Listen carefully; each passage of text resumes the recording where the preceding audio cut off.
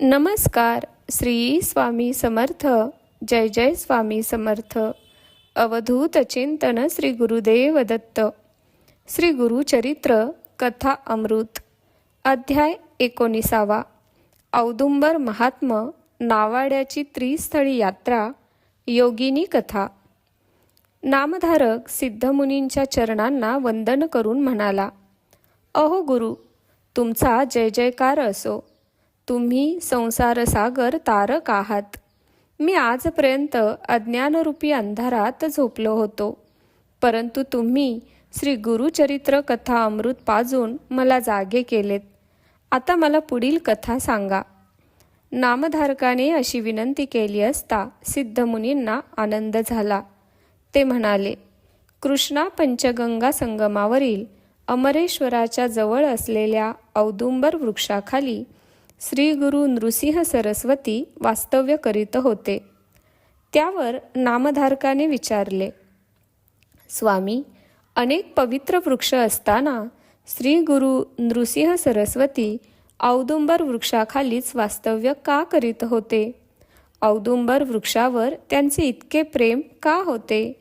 नामधारकाने असे विचारले असता सिद्धयोगी म्हणाले, पूर्वी भगवान विष्णूंनी भक्त प्रल्हादाचे रक्षण करण्यासाठी नरसिंह अवतार धारण केला व प्रल्हादाचा छळ करणाऱ्या हिरण्यकश्यपूचे पोट आपल्या नखाग्रांनी फाडून त्याला ठार मारले.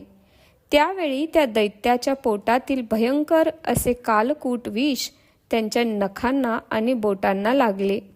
त्यामुळे त्यांच्या नखांची, बोटांची आग होऊ लागली. त्यावेळी नृसिंहांच्या नखांची आग शांत करण्यासाठी लक्ष्मी देवी औदुंबराची फळे घेऊन आली. नृसिंहांनी त्या फळात आपली नखे रोवली. त्यावेळी त्यांच्या नखांची आग नाहीशी झाली. त्यावेळी प्रसन्न झालेल्या लक्ष्मी आणि नरसिंह यांनी औदुंबराला वर दिला, हे औदुंबरा, तुला सदैव खूप फळे येतील. तू कल्पवृक्ष या नावाने ओळखला जाशील. जे लोक तुझी सेवा करतील त्यांच्या सर्व कामना पूर्ण होतील. तुझ्या केवळ दर्शनाने विषबाधा नाहीशी होईल. मनुष्य पापमुक्त होईल.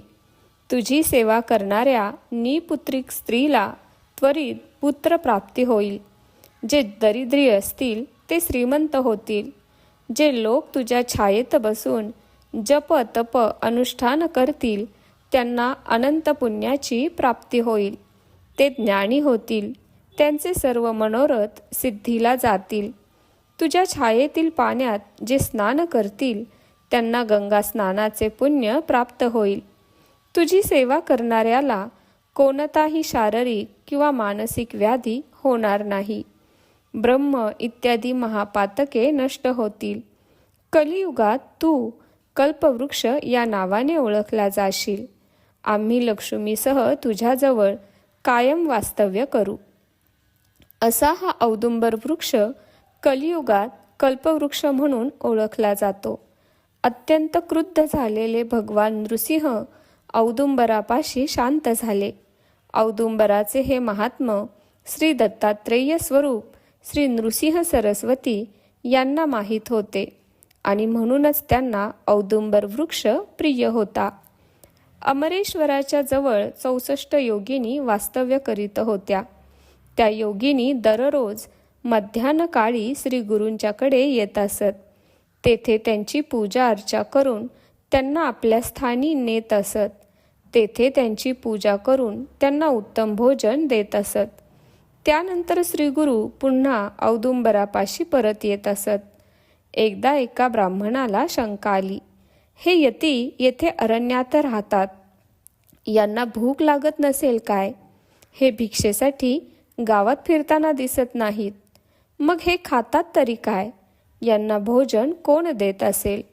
त्याने श्री नृसिंह सरस्वतींच्या हालचालींवर लक्ष ठेवले. त्यावेळी त्याला श्री नृसिंह सरस्वतींचे रूप इतके भयंकर दिसले की तो भयभीत होऊन पळून गेला. जे श्री गुरूंचा अंत पाहतात ते नरकात जातात, म्हणून श्री गुरूंची कधीही परीक्षा पाहू नये. परंतु नदीवर नौका चालविणाऱ्या एका साध्या भोळ्या नावाड्याचे भाग्य थोर. त्याला असे दिसले की माध्यान्हकाळी नदीतून 64 योगिनी येतात आणि श्री गुरूंची पूजा करतात. मग त्या श्री गुरूंना घेऊन नदीच्या प्रवाहात जातात. त्याच क्षणी नदी दुभंगते. सर्वजणी श्री गुरूंसह आत गेल्या आणि काही वेळाने श्री गुरूंना घेऊन बाहेर आल्या. मग श्री गुरु एकटेच स्वस्थानी गेले. ते दृश्य पाहून त्या नावाड्याला मोठे नवल वाटले. दुसऱ्या दिवशी पूर्वीप्रमाणेच त्या योगिनी आल्या व श्री गुरूंना बरोबर घेऊन नदीच्या प्रवाहात शिरल्या. त्याच क्षणी नदी प्रवाह दुभंगला आणि वाट निर्माण झाली. योगिनी श्री गुरूंच्या सह आत गेल्या. नावाडीही त्याच क्षणी त्यांच्या मागोमाग आत शिरला. दुभंगलेला नदी प्रवाह पुन्हा पूर्ववत झाला. आत गेलेल्या त्या नावाड्याला मोठे आश्चर्य वाटले. तेथे त्याला इंद्राच्या अमरावती समान वैभव संपन्न नगर दिसले. त्या नगरात रत्नखचित गोपुरे होती. श्री गुरु तेथे जाताच त्या नगरातील लोक आरती घेऊन त्यांच्या पूजेसाठी आले. त्यांनी श्री गुरूंना एका मंदिरात नेऊन तेथे उच्च आसनावर बसविले. त्यांची यथासांग पूजा केली. पूजा झाल्यानंतर त्यांना उत्तमोत्तम भोजन दिले. भोजन झाल्यावर श्री गुरु बाहेर आले. त्याच वेळी श्री गुरूंचे त्या नावाड्याकडे लक्ष गेले. त्यांनी त्या नावाड्याला विचारले, तू येथे कशासाठी आलास? तेव्हा तो नावाडी हात जोडून म्हणाला, स्वामी, मी तुमचे दर्शन घेण्यासाठी आलो आहे. तुम्ही साक्षात त्रयमूर्ती श्री दत्तात्रेय अवतार आहात. संसार मायेत अडकले त्यांना तुमचे स्वरूप समजले नाही. या संसार सागरात बुडणाऱ्या लोकांचा उद्धार करणारे तुम्ही साक्षात त्रिमूर्ती श्री दत्तात्रेय आहात.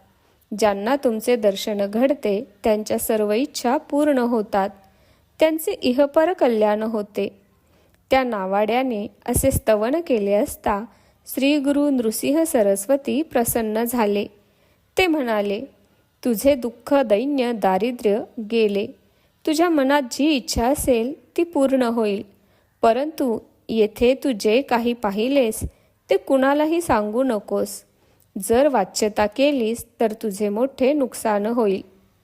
असे सांगून ते नावाड्यासह औदुंबरापाशी आले. श्री गुरूंचा निरोप घेऊन तो नावाडी आपल्या शेतात गेला. तेथे त्याला गुप्तधन सापडले. त्या धनामुळे त्याचे दुःख, दारिद्र्य नाहीसे झाले. त्याची बायका मुले सुखी झाली. त्याला श्री गुरूंच्या आशीर्वादाने ज्ञानप्राप्तीही झाली.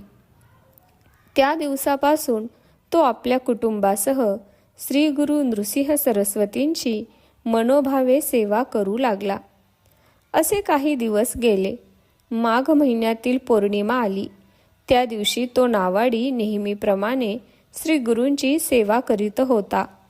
तो सहजच श्री गुरूंना म्हणाला, स्वामी, माघ महिन्यात प्रयाग स्नान अत्यंत पुण्यकारक समजले जाते.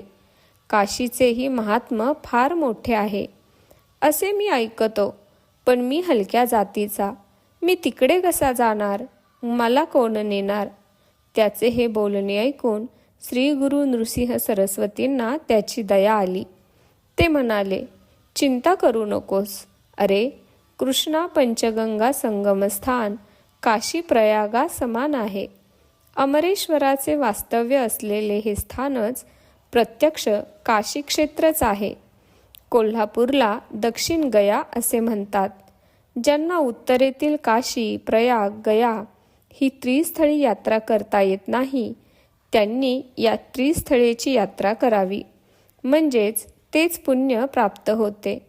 पण तुला उत्तरेतील ती क्षेत्रे पाहावयाची असतील तर माझ्याबरोबर चल, मी तुला ती दाखवितो. श्री गुरु नृसिंह सरस्वती व्याघ्र चर्मावर बसले होते. त्यांनी त्या नावाड्याला आपल्या मागे बसण्यास सांगितले आणि म्हणाले, मला नीट धरून ठेव. तो नावाडी व्यवस्थित बसला असता श्री गुरूंनी आपल्या दिव्य योग शक्तीने त्याला एका क्षणात प्रयाग क्षेत्री नेले. तेथे विश्वनाथाचे दर्शन घेऊन पुढच्याच क्षणी गयेला स्नान व दर्शन करून क्षणार्धात मूळ मुक्कामी परत आणले. त्या नावाड्याचे हे केवढे सौभाग्य! श्री गुरूंच्या कृपेने एका दिवसात त्याला त्रिस्थळी यात्रेचे पुण्य प्राप्त झाले. या घटनेने श्री गुरूंची कीर्ती सर्वत्र पसरली. मग त्यांनी औदुंबर क्षेत्र सोडून अन्यत्र जाण्याचे ठरविले. योगिनींना हे समजताच त्यांना अतिशय वाईट वाटले. त्यांनी श्री गुरूंना इथेच राहण्याचा आग्रह केला. तेव्हा दयाघन श्री गुरु नृसिंह सरस्वती त्यांना समजावीत म्हणाले, मी या औदुंबर क्षेत्रात सूक्ष्म रूपाने राहीन. स्थूल रूपाने मी अन्यत्र जाणार आहे. मी औदुंबरात अन्नपूर्णेला ठेवून जातो. तुम्ही येथेच राहा. हे स्थान गुरुस्थळ म्हणून प्रख्यात होईल. जे लोक येथे येऊन औदुंबराची आणि आमच्या पादुकांची व तुमची पूजा करतील त्यांच्या सर्व इच्छा पूर्ण होतील. येथे अन्नपूर्णा आहे.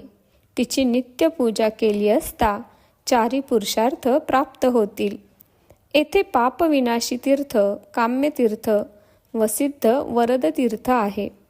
या तीर्थात 7 वेळा स्नान केले असता ब्रह्महत्यादी महापातके नष्ट होतील. 60 वर्षाच्या वांझ स्त्रीला सुद्धा शतायुषी पुत्र प्राप्ती होईल. चंद्र सूर्यग्रहणाच्या दिवशी मकर संक्रांतीला व्याधी पादादी पर्वणी असताना येथे स्नान केले असता गंगेच्या तीरावर ब्राह्मणाला 1000 गायी दान केल्याचे पुण्य लाभेल. येथे भक्तिभावाने एक सत्पात्री ब्राह्मणाला भोजन दिल्यास कोटी ब्राह्मणांना भोजन दिल्याचे पुण्य प्राप्त होईल. येथील औदुंबर वृक्षाखाली पवित्र मनाने जप केल्यास त्याचे कोटीपट पुण्य लाभेल. येथे 11 रुद्र जप केले असता अतिरुद्र केल्याचे फळ प्राप्त होईल. 1,00,000 प्रदक्षिणा घातल्यास कुष्ठरोग नाहीसा होऊन देवासमान शरीरकांती प्राप्त होईल. अशा रीतीने 64 योगिनींना औदुंबर क्षेत्राचे महात्म्य सांगून श्री गुरु भीमातीरी वसलेल्या गंगापुरास गेले. सिद्धमुनी नामधारकास म्हणाले, गुरु महात्म्य हे असे आहे. सरस्वती गंगाधर म्हणतात, कामधेनू समान असलेले हे श्री गुरुचरित्र भक्तिभावाने श्रवण करील त्याला चारी पुरुषार्थांची प्राप्ती होईल. त्याच्या घरी लक्ष्मीचे अखंड वास्तव्य राहील. त्याच्या सर्व इच्छा पूर्ण होतील. अशा रीतीने श्री गुरुचरित्र अमृतातील औदुंबर महात्म्य नावाड्याची त्रिस्थळी यात्रा योगिनी कथा या नावाचा अध्याय 19वा समाप्त. श्री गुरु दत्तात्रेयार्पणमस्तु. श्री स्वामी समर्थ. जय जय स्वामी समर्थ.